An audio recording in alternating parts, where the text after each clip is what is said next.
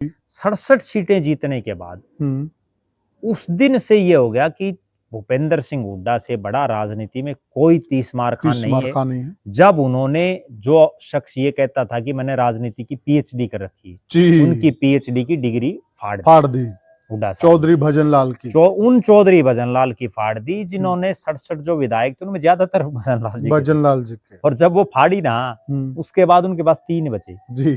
खुद उनका बेटा भी छोड़ के चला गया। देखो कितनी। हरियाणा प्रदेश का बहुत बड़ा वर्ग आज भी ये मानता है कि भले ही भारतीय जनता पार्टी को प्रदेश में लाने वाला चौधरी देवीलाल का परिवार हो जी, लेकिन सत्ता में लाने वाले चौधरी भूपेंद्र सिंह हुड्डा को कहीं ना कहीं उसके लिए दोषी ठहरा रही है प्रदेश का बहुत बड़ा वर्ग। वो क्यों ठहरा रहा है? वो ये कह रहा है कि अगर हुड्डा साहब सारे कांग्रेसियों के साथ ठीक ठाक रखते, उनको नहीं पार्टी छोड़नी पड़ती, तो बीजेपी का तो कोई सिस्टम ही नहीं था जी।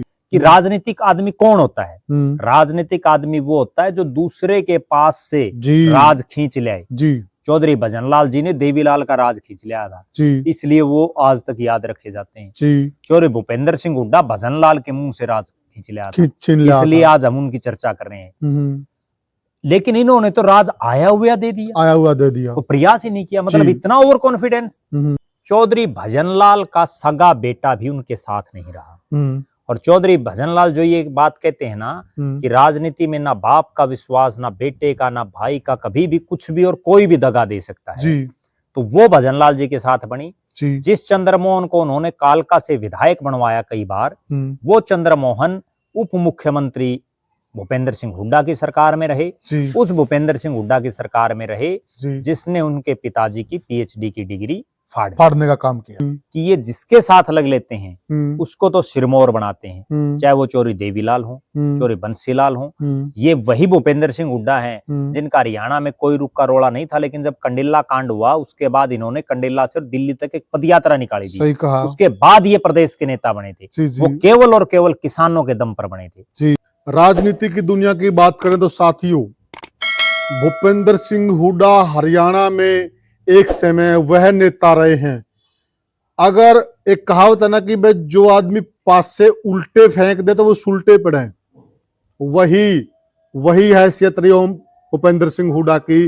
किसी जमाने में इन्होंने अगर पास से उल्टे भी फेंक दिए तो सुलटे ही गिरते थे। इस प्रकार का व्यक्तित्व रहा है। और बहुत सारे ऐसे नेता हैं जिनको भूपेंद्र सिंह हुड्डा ने लीडर बना दिया। किसी जमाने में चौधरी देवीलाल इस प्रकार से नेता बनाते थे और आजकल भूपेंद्र सिंह हुड्डा भी ये करने में काबिल रहे हैं।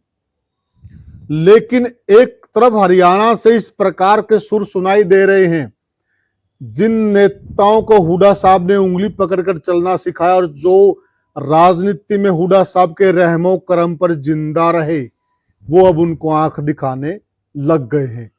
क्या भूपेंद्र सिंह हुड्डा के साथ वही कहावत हो गई है कि घर के ना घाट के? बहुत सारे घटनाक्रम कांग्रेस में चल रहे हैं। एक एक घटनाक्रम हम आपको बताएंगे कि हुड्डा साहब के पास उल्टे क्यों पड़ रहे हैं, और सारी चर्चा पर प्रकाश डालेंगे वरिष्ठ पत्रकार और राजनीतिक विश्लेषक प्रद्युमन जोशीला। प्रद्युमन भाई राम राम। राम राम जी। सभी दर्शकों को नमस्कार, राम राम। प्रद्युमन भाई देखिए, हुड्डा साहब को हरियाणा की राजनीति का 30 मार खां कहा जाता है जी। और नौबत यहां तक आ गई है, अब वही नेता आंख दिखाने लग गए हैं जिनको हुड्डा साहब ने टिकट दिलाई, जितवाया और सर्वोच्च पद पर भी पहुंचा कहीं न कहीं। देखो, निश्चित रूप से चौधरी भूपेंद्र सिंह हुड्डा जी प्रदेश ही नहीं देश के उन नेताओं में शामिल हैं जिनकी किस्मत बहुत बढ़िया रही जी, और जो राजनीति के फर्श से और अर्श तक पहुंचे जी। विधानसभा के लगातार चुनाव हार करके जी चौधरी भूपेंद्र सिंह हुड्डा राजनीतिक रूप से बिल्कुल हाशिए पर चले गए थे जी। और जो उनके पिताजी थे चौधरी रणबीर सिंह हुड्डा, वो भले ही देश के इकलौते वो शख्स हैं जो 7 सदनों के सदस्य रहे। 7 सदनों के, उसके बावजूद 7 सदनों के और कोई नहीं रहा जी। उसके बावजूद बहुत बड़ी बात वो कभी प्रदेश के मुख्यमंत्री नहीं बन पाए। और जो कि संविधान सभा के सदस्य भी थे, वो वही जो 7 सदन है ना, जैसे संविधान सभा है, फिर प्रिलिमिनरी कमेटी बनी थी एक जो है पंजाब के थे वो, फिर राज्यसभा के थे, हरियाणा से थे, तो इस तरह से टोटल वो 7 के थे। और वो कभी मुख्यमंत्री नहीं बन पाए। उसके बाद एक समय वो आया कि रोहतक से भी वो हारने लगे जी। उनका परिवार हारने लगा। भूपेंद्र सिंह हुड्डा के बड़े भाई भी चुनाव हार गए थे जी। फिर चौधरी देवीलाल ने एक राजनीतिक भूल की और वो रोहतक से सांसद होते हुए उन्होंने रोहतक से इस्तीफा दे जी। वहीं उनके भाई मामा बुआ के चौधरी बीरेंद्र सिंह वो उस समय कांग्रेस में बड़े ताकतवर थे, प्रदेश के अध्यक्ष थे, राजीव गांधी के बड़े नजदीक, बहुत नजदीक थे। और उस चुनाव में पूरी जनता आज भी रोहतक की ये मानती है, किलोई की भी ये मानती है कि अगर हुड्डा साहब विधानसभा का चुनाव लड़ना चाहते थे, अगर हुड्डा साहब विधानसभा का चुनाव लड़ते तो वो चुनाव भी हारते। बीरेंद्र सिंह ने उनको समझा करके और लोकसभा की टिकट दिलाई। लोकसभा में हुआ ये, टिकट भी बड़ी जोर लगा के दिलाई थी, कांग्रेस हाईकमान ने मना कर दिया था। बिल्कुल मना तो इसलिए कर दिया था ना कि वो लगातार चुनाव हारे, राजनीतिक रूप से बिल्कुल हाशिए पर था उनका परिवार और कहीं कोई गिनती में भी नहीं थे जी। तो उसके बाद ये हुआ कि लगातार 3 चुनाव में उन्होंने जो शख्स देश का उप प्रधानमंत्री रहा हो चौधरी देवीलाल को हराया। हालांकि बहुत नैरो मार्जिन से, बहुत 200, 300, 2000 इतना मार्जिन था जी, बड़े कम मार्जिन से हो जीते। बिल्कुल कांटे की फाइट होती थी और कांटे की फाइट भी सिर्फ इसलिए थी कि चौधरी देवीलाल जो चुनाव, हुड्डा साहब नहीं जीते थे चुनाव, बल्कि चौधरी देवीलाल का परिवार उन चुनाव को संभाल नहीं, बिल्कुल सही। और जब उनको नहीं संभाला उन चुनाव को, क्योंकि वहां जो मेम कांड हुआ उसके बाद हालात और परिस्थितियां ये थी कि कई दिनों तक तो चौटाला साहब वहां से गुजरे तक भी नहीं, सही कहा, उस रास्ते से। तो एक खौफ था उनके दिमाग में, बिल्कुल जी, बिल्कुल। तो उन्होंने उस चीज को नहीं संभाला और वो 3 चुनाव लगातार हुड्डा साहब जीते। जो शख्स लगातार 3 बार सांसद बन जाए ना जी, उसके बाद उसके दिल्ली के राजनीतिक गलियारों में संपर्क बन जाते हैं। और वो रोहतक की सीट बिल्कुल दिल्ली से लगती, रोहतक तो बिल्कुल जहां रोहतक खत्म होती है वो दिल्ली में आ गया। तो कहीं ना कहीं उसके बाद उन्होंने अपनी गट्स राजनीतिक रूप से जो है जमाई जी, और फिर एक ऐसे हालात और परिस्थितियां बनी जी कि भूपेंद्र सिंह हुड्डा विधायक बने, फिर किलोई से विधायक बन के वो विपक्ष के नेता भी बने, प्रदेश के अध्यक्ष भी उनको कांग्रेस ने बनाया, क्योंकि फिर वो लगातार वहां जो सांसद बनने के बाद अच्छी गोटी वहां उन्होंने सेट कर ली, गांधी नेहरू परिवार में भी और कांग्रेस के शीर्ष नेतृत्व में। और लगातार कोई आदमी एमपी बनता है तो नेचुरल बात है। भूपी से भूपेंद्र सिंह हुड्डा बन गए। बिल्कुल, भूपी से चौधरी भूपेंद्र सिंह हुड्डा बन गए। और उसके बाद ये हुआ कि 2005 में कांग्रेस ने, चौधरी भजनलाल जी प्रदेश के अध्यक्ष थे, हुड्डा साहब विपक्ष के नेता थे, और उस समय जो है हरियाणा में चुनाव हुआ, 67 सीटें जीती। 67 सीटें जीतने के बाद उस दिन से ये हो गया कि भूपेंद्र सिंह हुड्डा से बड़ा राजनीति में कोई 30 मार खान नहीं है। जब उन्होंने, जो शख्स ये कहता था कि मैंने राजनीति की पीएचडी कर रखी है, उनकी पीएचडी की डिग्री फाड़ दी चौधरी भजनलाल की, उन चौधरी भजनलाल की फाड़ दी, जिन्होंने 67 जो विधायक थे उनमें ज्यादातर भजनलाल जी और जब वो फाड़ी ना उसके बाद उनके पास 3 बचे जी, खुद उनका बेटा भी छोड़ के चला गया। देखो कितनी बड़ी बात है राजनीति में, इसीलिए तो कहते हैं कि ना बाप का विश्वास, ना बेटे का, ना भाई का, किसी का कोई विश्वास नहीं। चौधरी भजनलाल और उनका बेटा चंद्रमोहन दोनों विधायक थे। बाप तो खिलाफ में बोल रहे हैं और चंद्रमोहन जो मुख्यमंत्री बने बैठे, डिप्टी सीएम, इसमें उसी भूपेंद्र सिंह हुड्डा के अंडर में, जिसने उसके पिता की पीएचडी की डिग्री फाड़ दी, एक ही झटके में फाड़ दी। और उन चौधरी भजनलाल की फाड़ दी जिनको अपने ऊपर इतना गरूर और घमंड था, ये कह सकते इतना गर्व था कि उन्होंने केंद्र की सरकारें में, नरसिम्हा राव की सरकार हो, उनको भी चलाने का काम किया। देवीलाल की रेरे माटी की उन्होंने, चौधरी देवीलाल की सरकारों को गेड़ा और भी पता नहीं क्या क्या उन्होंने किया। तो राजनीति के वास्तव में भजनलाल जी भी बड़े खिलाड़ी थे। लेकिन हुड्डा साहब वो कहते हैं ना कि भाई रोहतक वाले का फंस गया भजनलाल जी, एक रोहत की सोकोत की। तो वो जो है हुड्डा साहब के जिस दिन फंसा उस दिन भजनलाल जी की, उसके बाद फिर रेरे माटी शुरू हो गई। राजनीतिक रूप से उनका खात्मा ही हो गया, डीरेल हो गए बिल्कुल। और अब उनका परिवार राजनीतिक रूप से विधायक भी, मतलब एक चंद्रमोहन कांग्रेस के रहनुमा पर बने हैं वो भी, वरना तो हाशिए पर चला गया। इसके बाद जब चौधरी भूपेंद्र सिंह हुड्डा मुख्यमंत्री बन गए तो एक बार जब उन्होंने प्रदेश की कमान अपने हाथों में ले ली, क्योंकि उनका ही नहीं बल्कि उनके पिता से लेकर के, चूंकि उनकी तीसरी पीढ़ी वो राजनीति में थी जी, उनके दादा, उनके पिता और उसके बाद खुद चौधरी भूपेंद्र सिंह हुड्डा, तो वो कभी मुख्यमंत्री बन नहीं पाए थे जी, और उनको अपने पूरे परिवार को उनके पहली बार ये मौका मिला।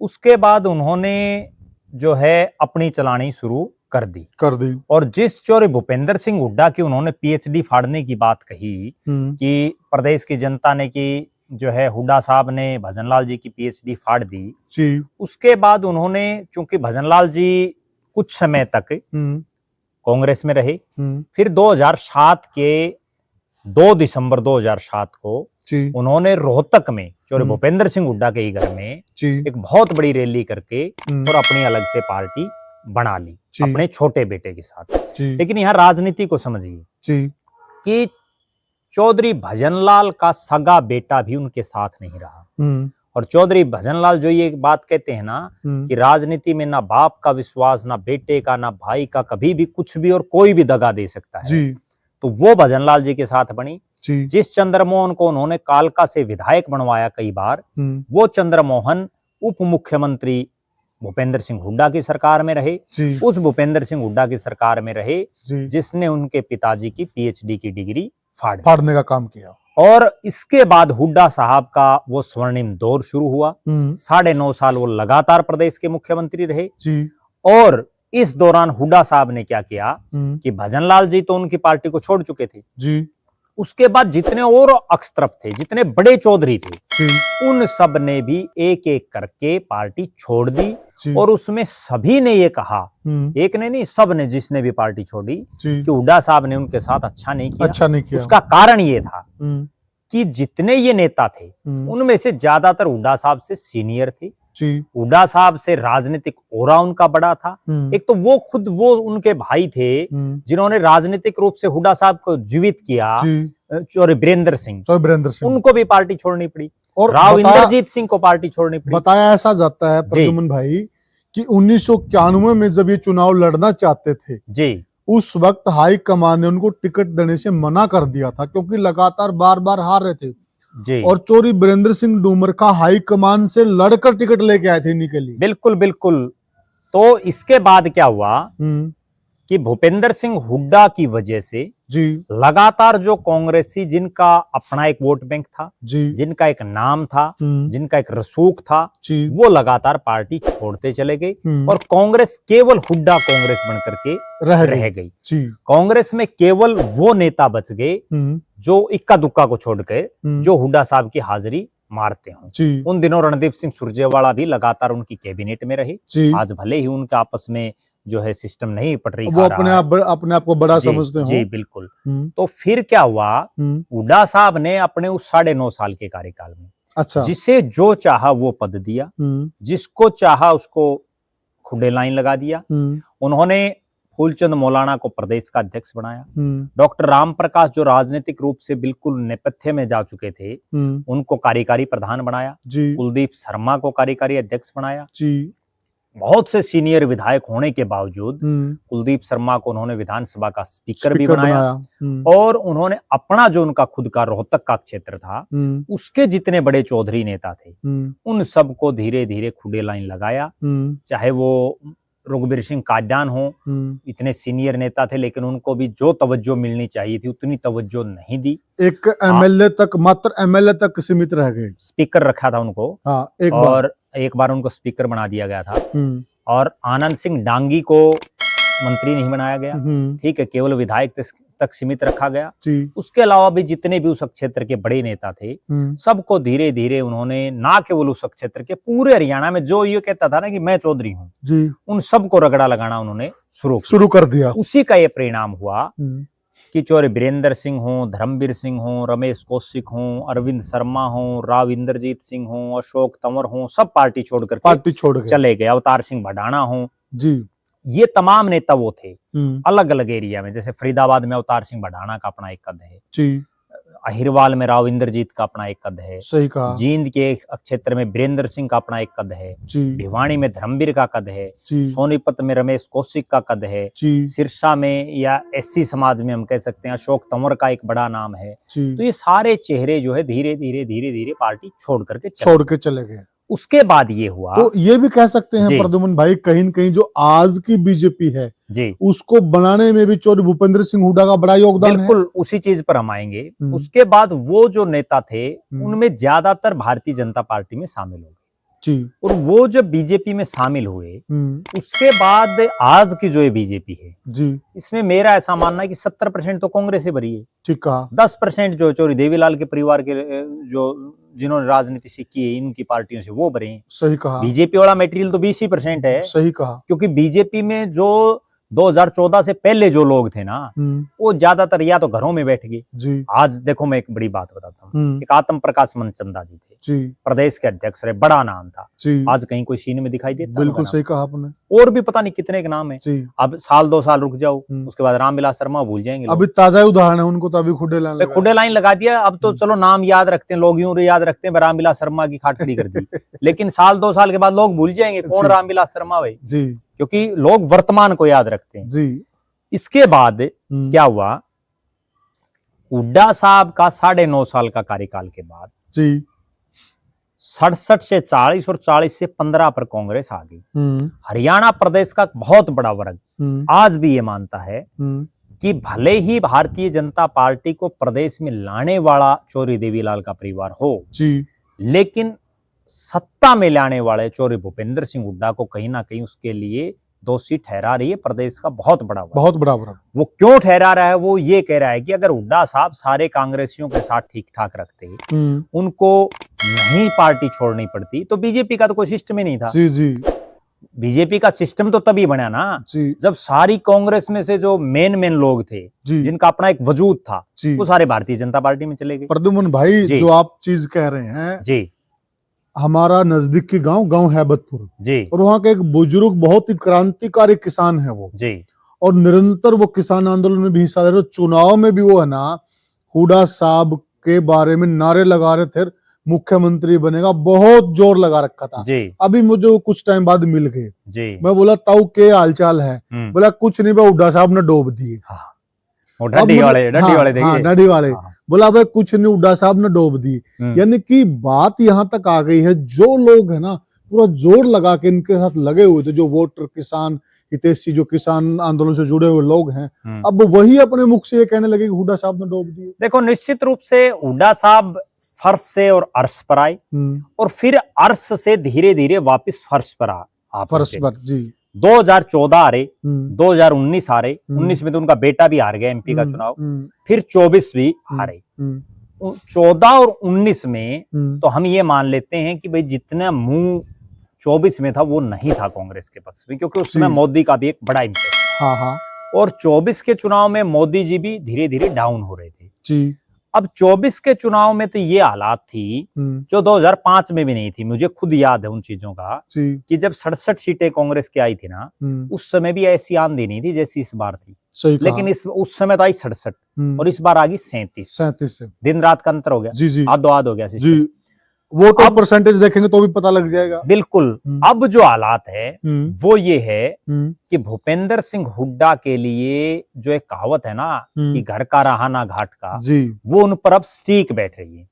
और वो स्टीक इसलिए बैठ रही है कि भूपेंद्र सिंह हुड्डा को प्रदेश का एक बहुत बड़ा वर्ग जी किसान नेता मानता है, प्रदेश का एक बहुत बड़ा वर्ग, चूंकि वो जाट समाज से आते हैं तो जाटों का भी नेता उनको मानता है जी। सही कहा। और इस चुनाव में और विपक्ष के लोग भी बहुत से आरोप लगाते हैं कि हुड्डा साहब तो केवल जाटों का मुख्यमंत्री है या किसानों का मुख्यमंत्री है। लेकिन इस चुनाव में चूंकि कांग्रेस का तो कहीं कोई पहले सिस्टम था ही नहीं, अगर किसान आंदोलन नहीं होता तो कांग्रेस आज जो हवा बनी थी वो हवा नहीं बनती उनकी। किसान आंदोलन में ऐसी मुंह बनी कि लोग बीजेपी को हराने के लिए दिन रात, जिनका कोई स्वार्थ नहीं, बिल्कुल सिर्फ एक ही स्वार्थ की बीजेपी हारनी चाहिए, बीजेपी हारनी चाहिए। जैसे आपने जिस ताऊ का जिक्र किया उस ताऊ पर के पता नहीं कितने थे, बहुत ज्यादा। उनके सिर्फ एक ही सबेर पला जो है ना अपने धोती कुर्ता बांध के चल पड़ते भाई ये बीजेपी वाले राणे हैं जी। लेकिन वो पड़ गया उल्टा। और उल्टा क्यों पड़ा, उसमें क्यों हुड्डा साहब को दोषी मान रहे हैं? यहाँ कांग्रेस नहीं आ रही।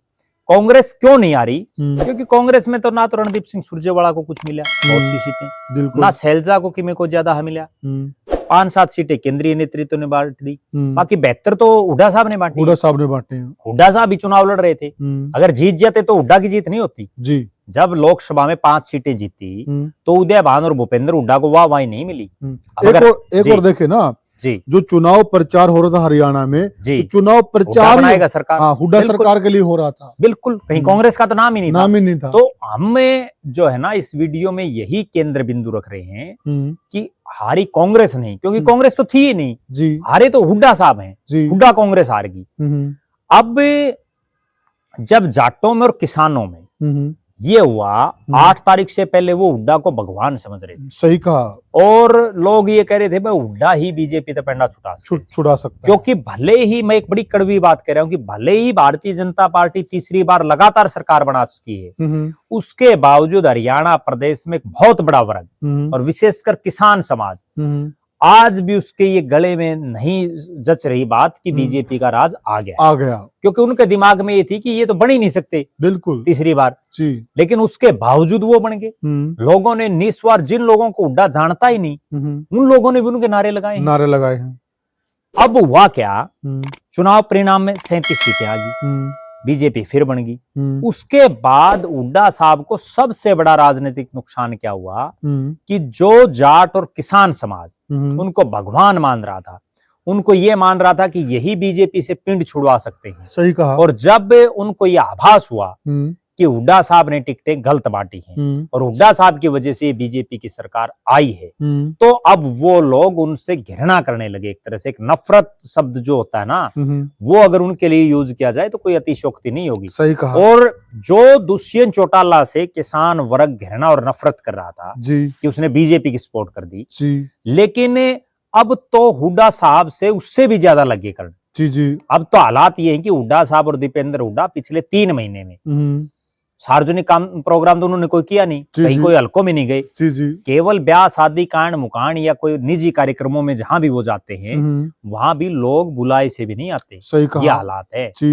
वो बैठे रहते, लोग अपने रोटी खाते रहते। नहीं तो एक ये हो रहा था कि अगर हुड्डा साहब या दीपेंद्र हुड्डा दिल्ली से चलते हैं ना लोग जी, तो लोग रोड तक पहुंच जाते थे। बिल्कुल सही कहा। अब देखो, अब रोड पे जाम लग जाता था, 100 गाड़ियां उनके साथ। बिल्कुल। और अब तो हालात ये कि विधायकों को भी, मैं एक बड़ी रोचक बात बताऊं, अब देखो ये कन्फर्म है या नहीं है ये तो खुद जो है वही बताएंगे जिन्होंने बात की है, कि अब तो कोई कार्यक्रम होता तो विधायकों को फोन करने पड़ते हैं, भाई वहां आ जाना। ये हालात है जी जी। कहीं ना कहीं अभी जो सदन चल रहा था, सदन में नहीं हाजिरी थी कई विधायकों की। बिल्कुल। तो उसके बाद क्या हुआ, हुड्डा साहब से जाट और किसान समाज वो एक तरह से विमुख हो गया इस 8 के बाद, और लगता नहीं कि वो बहुत जल्दी आएगा, क्योंकि हरियाणा प्रदेश की एक प्री पार्टी रही है और हरियाणा के किसान की और जाट कौम की एक प्री पार्टी रही है कि ये जिसके साथ लग लेते हैं उसको तो सिरमौर बनाते हैं, चाहे वो चौरी देवीलाल हो, चौरी बंसीलाल हो। ये वही भूपेंद्र सिंह हुड्डा हैं जिनका हरियाणा में कोई रुका रोड़ा नहीं था, लेकिन जब कंडेला कांड हुआ उसके बाद इन्होंने कंडेला से दिल्ली तक एक पदयात्रा निकाली थी। सही कहा। उसके बाद ये प्रदेश के नेता बने थे। वो केवल और केवल किसानों के दम पर बने थे जी। इसके बाद जब ये किसान और जाट समाज किसी के खिलाफ हो लेता है तो फिर उसको उसकी कड़ भी लगा देता है जी। और इन्होंने लगा के भी दिखाई है। बिल्कुल। जब चौटाला साहब ने कंडेला कांड किया या उस समय उनके शासनकाल में और भी 1-2 जगह किसानों पर बड़े अत्याचार हुए, उसके बाद देखो कभी चौटाला साहब आए तो ये जनता है, जनता भूलती नहीं। अब अगले 5, 7, 10 साल तो लोग भूलेंगे नहीं इन चीजों को जो इस चुनाव में हुआ। अब हुड्डा साहब घर के ना रहे, घर के भी नहीं रहे और घाट के भी नहीं रहे। वो कहावत उन पर इसलिए चरितार्थ हो रही है कि जाट समाज और किसान वर्ग उनसे 8 तारीख के बाद विमुख हो गए जी। और जो हाईकमान में उनकी पैठ थी, क्योंकि हम किसी जाति पाति में विश्वास नहीं रखते, लेकिन जो राजनीति है वो जातीय समीकरणों पर ही चलती है। टिकटें भी जातीय समीकरणों पर, यहाँ तक कि मुख्यमंत्री तक भी जातीय समीकरणों पर बढ़ते हैं। और वोटर भी जो वोट डालता है वो जातिगत हिसाब से डालता है। बिल्कुल। तो हरियाणा में एक बहुत बड़ा वर्ग गैर जाट जो वोट है, उसके दिमाग में ये चीज थी कि हुड्डा साहब तो केवल जाटों और किसानों के नेता हैं, हमारे तो वो है ही नहीं। बिल्कुल। और इसीलिए इसका एक प्रमाण है, जो लोग ये कहे ना कि भाई क्या प्रमाण है, इस चीज का प्रमाण ये है कि हरियाणा में सबसे ज्यादा जो गैर जाट सीटें शहरी क्षेत्र है जी, वहां कितनी सीटें कांग्रेस पार्टी जीती जी। रोहतक भी बड़ी मुश्किल से जीते हैं, जो चौरी भूपेंद्र सिंह हुड्डा का गढ़ है जी। बिल्कुल घर है उनका, वहां भी बड़ी मुश्किल से उनकी बात बनी है। तो अब जो बात है कि गैर जाट तो आपसे पहले से नाराज था, अब जाट और किसान वर्ग भी आपसे नाराज हो गया कि आपने राज आता आता खराब कर दिया, आया हुआ खराब कर दिया। लोग तो ये कहते हैं कि राजनीतिक आदमी कौन होता है? राजनीतिक आदमी वो होता है जो दूसरे के पास से राज खींच ले। चौधरी भजनलाल जी ने देवीलाल का राज खींच लिया था, इसलिए वो आज तक याद रखे जाते हैं। चौधरी भूपेंद्र सिंह हुड्डा भजनलाल के मुंह से राज खींच लिया था, इसलिए आज हम उनकी चर्चा कर रहे हैं। लेकिन इन्होंने तो राज आया हुआ दे दिया, तो प्रयास ही नहीं किया, मतलब इतना ओवर कॉन्फिडेंस। और इसमें एक चीज और जोड़ सकते हैं प्रद्युमन भाई जी, देखिए गैर जाट इनको इसलिए नहीं मानता, उनको लग रहा कि जाटों के मुख्यमंत्री थे, और जाटों में इस बात को लेकर गुस्सा है कि इन्होंने तो राज आया हुआ बीजेपी को दे दिया। बिल्कुल। और तीसरी बात अगर इसमें हम जोड़ दें, जिस हाई कमान में हुड्डा साहब जो रिपोर्ट बनाकर दे देते, उस रिपोर्ट को हाई कमान आंखें मूंद कर मान लेता था, कभी उनसे किंतु परंतु कोई सवाल जवाब नहीं होता था। आज वही हाई कमान उनको आंखें दिखा रहा है। देखो निश्चित रूप से चौधरी भूपेंद्र सिंह हुड्डा जब वो 3 बार सांसद लगातार बने, चौधरी देवीलाल को हरा के, इतने बड़े नेता जी, तो उसके बाद चूंकि जो आदमी दिल्ली के गलियारों में रहता है और 3 बार का एमपी बन जाता लगातार, बिल्कुल, तो उसके वहां संबंध बन जाते हैं। और उसके बाद जब उनका 9.5 साल का कार्यकाल था, और विशेषकर उनके अहमद पटेल, जनार्दन द्विवेदी, ये जो बड़े नेता थे ना, मोतीलाल वोरा, गुलाम नबी आजाद, इनके साथ बड़े खासम खास थे वो। और इसके बाद जब उनका 9.5 साल का कार्यकाल रहा, तो उनकी चाहे वो रॉबर्ट वाड्रा हो, प्रियंका गांधी हो, राहुल गांधी हो, सोनिया गांधी हो, सबके साथ बहुत अच्छी बनी, बहुत अच्छी। और जिसका उन्होंने फायदा भी उठाया। उन्होंने जिस पे हाथ रख दिया वही जो है पासा उनका सीधा पड़ा। तो फिर हुआ क्या, राजनीतिक आदमी की एक बड़ी कड़वी बात मैं बताऊं, जब उसकी चौधर होती है तो लोग उसको दुश्मन भी नमस्ते करने शुरू कर देते हैं। जी, सही कहा। और जिस दिन वो चौधर चली जाती है या वो जानी शुरू हो जाती है, पता है कि अब ये नहीं कभी आएगा जी, तो उसके बाद उसके अपने भी मुख मोड़ लेते हैं, तब सोना भी चांदी नजर आती है। जैसे चौधरी भजनलाल के बेटे ने उनसे मोड़ लिया था, ठीक है। तो ये अब हुड्डा साहब के साथ भी वही बन गई कि इस चुनाव में हारने के बाद, क्योंकि लगातार 3 हार, और ये तो वो हार है जब पूरा देश ये किलकी मार रहा था कि हरियाणा तो हार ही नहीं सकती। और इस हार के बाद एक बड़ी कड़वी बात मैं बताऊं, इस मेरी बहुत से कांग्रेसियों से बात हुई, कोई राजस्थान का, कोई गुजरात का, कोई दिल्ली का, कोई पंजाब का, वो जो सराउंडिंग स्टेट्स के जो कांग्रेसी थे वो भी हताशा और निराशा में डूब गए कि जब हम हरियाणा नहीं जीत पाए तो बाकी कहां जीत पाएंगे। जिस हरियाणा में हमारी इतनी आंधी थी, तो उसके बाद पूरा केंद्र से लेकर के और नीचे तक देखो, आप किसी को सांस आ रहा तो जी, सही कहा, सारे जो है बिल्कुल जो है समझ में नहीं आ रहा क्या बोला जाए, क्या कहा जाए। बिल्कुल, इवन बिहार और दिल्ली में चुनाव है, बिल्कुल, और वहां जब हम बॉडी लैंग्वेज देख रहे हैं कांग्रेसियों की, बॉडी लैंग्वेज से साफ पता चुनाव से पहले हार मान रखे उन्होंने। तो इसके बाद क्या हुआ, ये तो एक पहलू था जाट और गैर जाट का, ठीक है, जातीय समीकरण।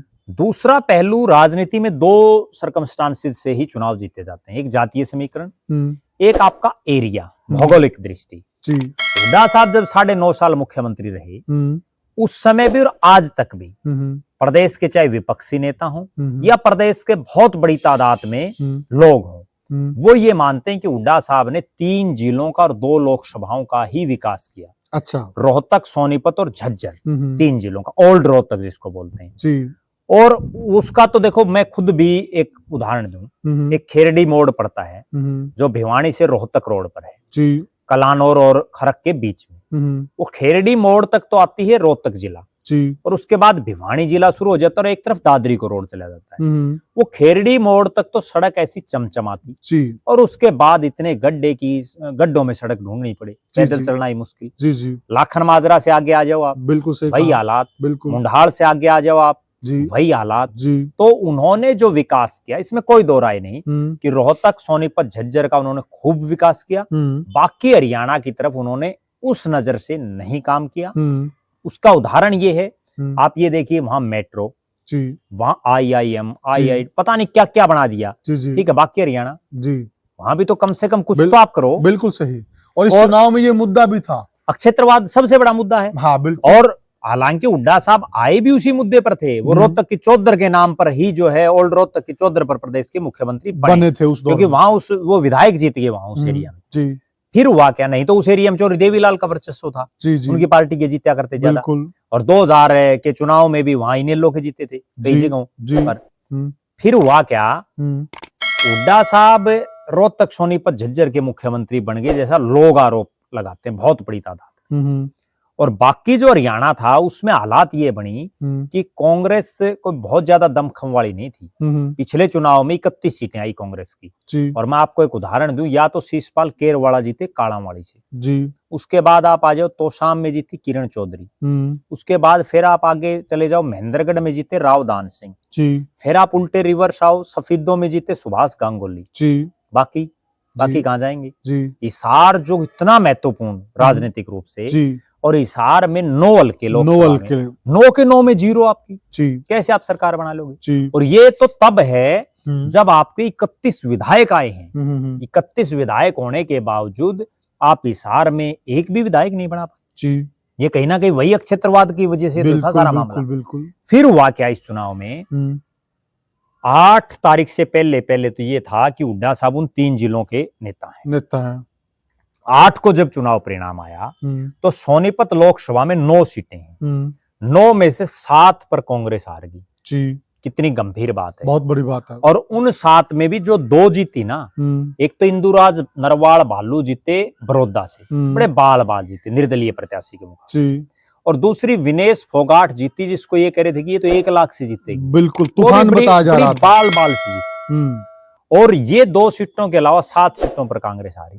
तो कहां गया वो उनका घर, सही कहा। और ये वो सोनीपत लोकसभा है जहां चौधरी भूपेंद्र सिंह हुड्डा ब्याहे हुए हैं, सही बात है। और वो दैया गोत्र में ब्याहे हुए हैं जो उस क्षेत्र में जिसका एक बड़ा मजबूत वोट बैंक, बिल्कुल बहुत। और इस बार तो उन्होंने किसी दैया को टिकट भी नहीं दी।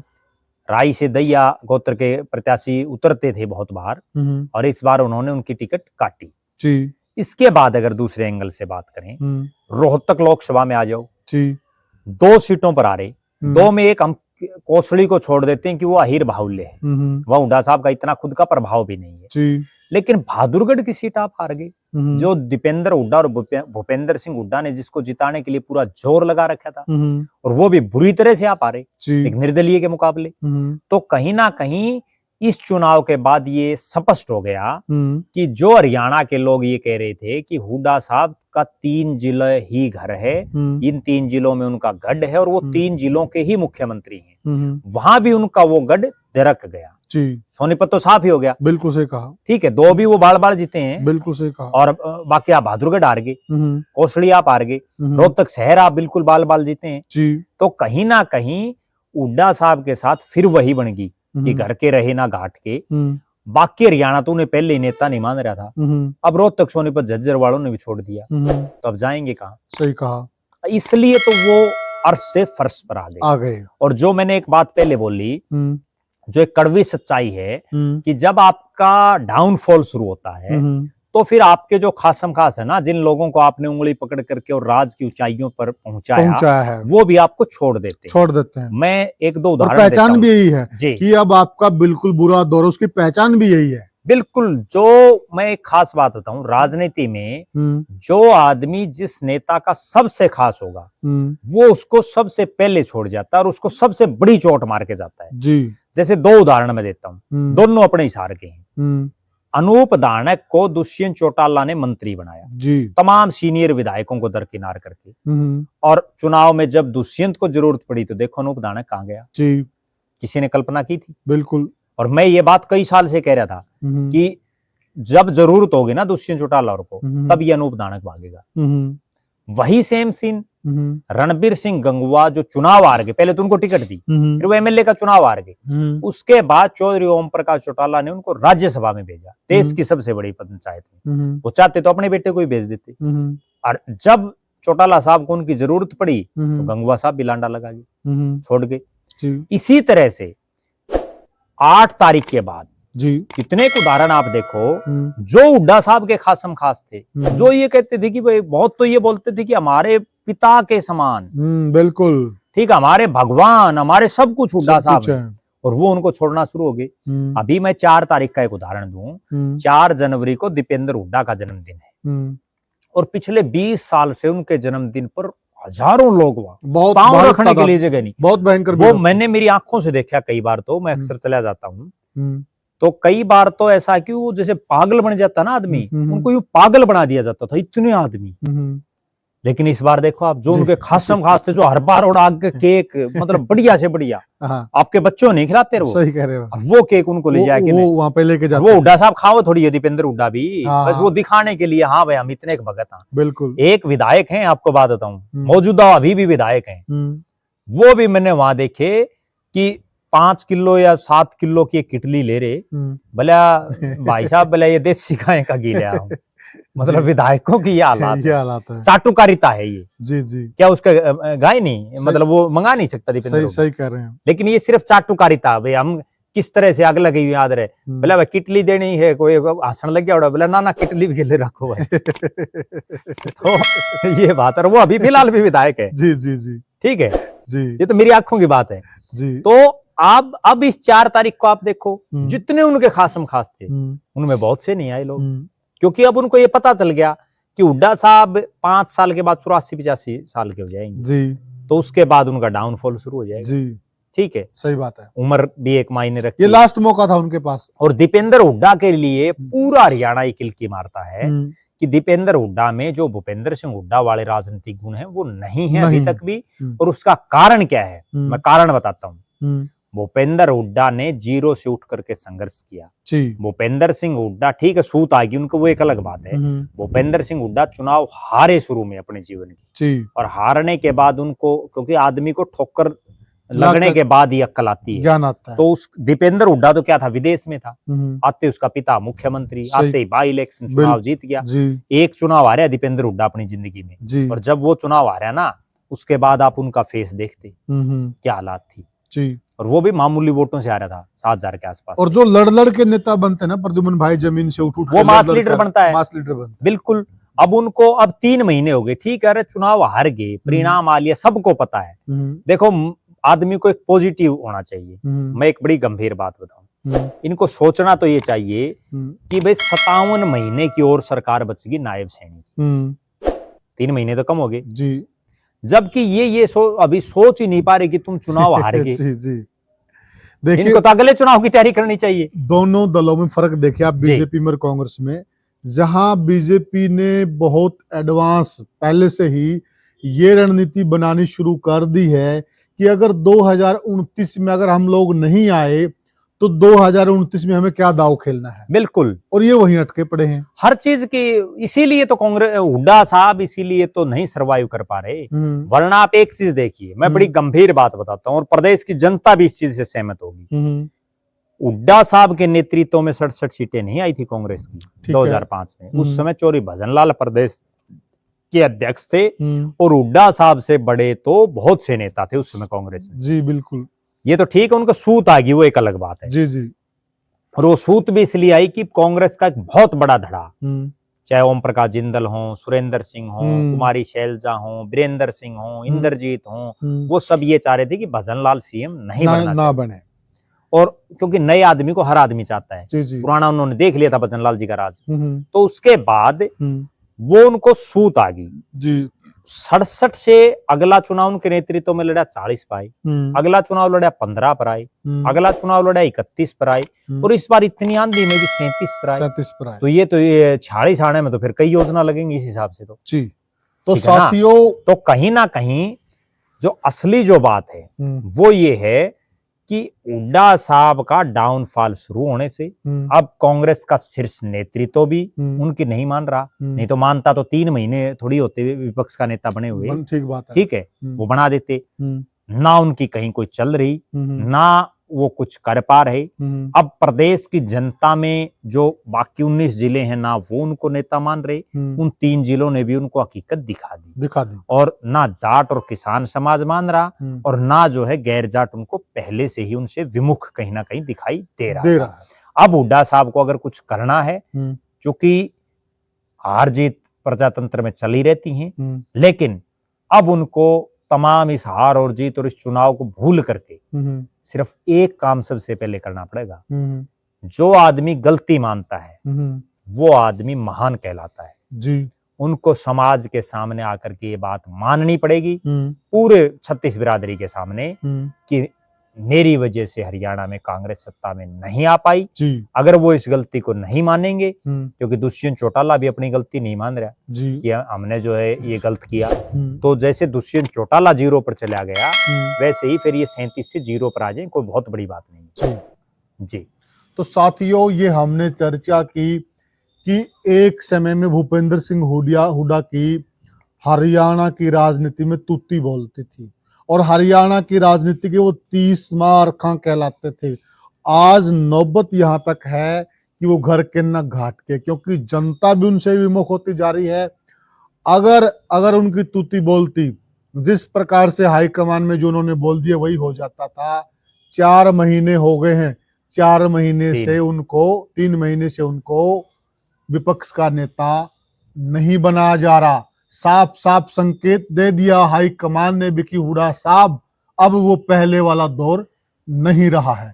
आप क्या मानते हैं, आप क्या सोचते हैं, कमेंट सेक्शन में जरूर बताइएगा और वीडियो को ज्यादा से ज्यादा शेयर कीजिएगा और चैनल को सब्सक्राइब कीजिएगा। फिर मिलेंगे किसी और वीडियो में, तब तक के लिए राम राम।